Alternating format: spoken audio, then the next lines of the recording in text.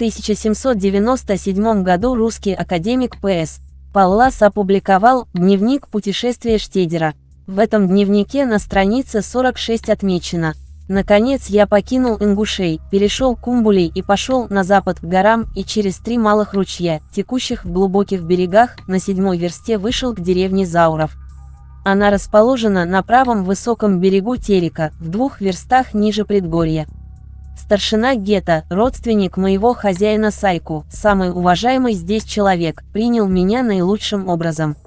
У него одного каменная башня и дом, другие строения из бревен, с огромными дворами.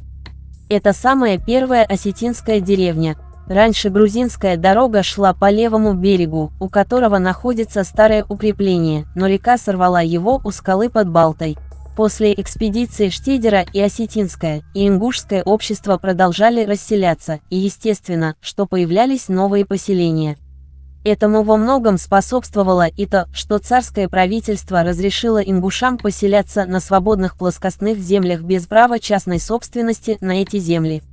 29 апреля Селенгинский пехотный полк и 2 егерских батальона с артиллерией под общим начальством полковника Нагеля выступили из Моздока к Григориополисскому редуту. К нему присоединились еще 70 гребенских и 70 семейных казаков, находившихся в Моздоке для содержания форпостов.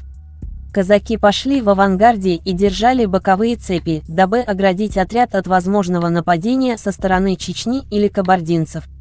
1 Моздокский архив. Бумаги полковника Нагеля. Приказ по его отряду 22 апреля и 6 мая 1784 года.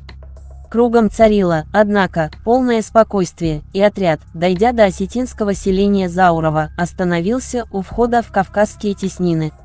Здесь, 6 мая 1784 года, после торжественного молебствия с водоосвящением, при громе русских пушек заложено 4-е, последнее укрепление, названное Владикавказом в знак нашего владычества над Кавказскими горами. Крепость сравнительно была небольшая, вооруженная 12 орудиями, и по повелению императрицы Екатерины II в ней воздвигнута первая православная церковь. 1 Потта В.А. 2 века терского казачества, 1577-1801. Т.2. Владикавказ, 1912. 146-147. Приведенные выше и другие документы бесспорно доказывают факт основания крепости Владикавказ, ныне Г. Владикавказ, на месте осетинского селения.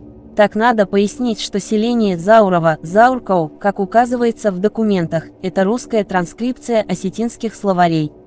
Основателя селения, рядом с которым и поставили крепость Владикавказ, звали Дзау, Зау, и селение называлось Дзауджихау, отсюда и сложности перевода Дзау-Зау, Дзауджикау, Зауркау. Дзауджи, Дзауак, Цауак путник, Цаюин пройти, Сауджи, СР, русское скифское, прямо соответствующее осетинскому по звучанию даже, заезжий Дзайоюджинкау пункт для проезжих.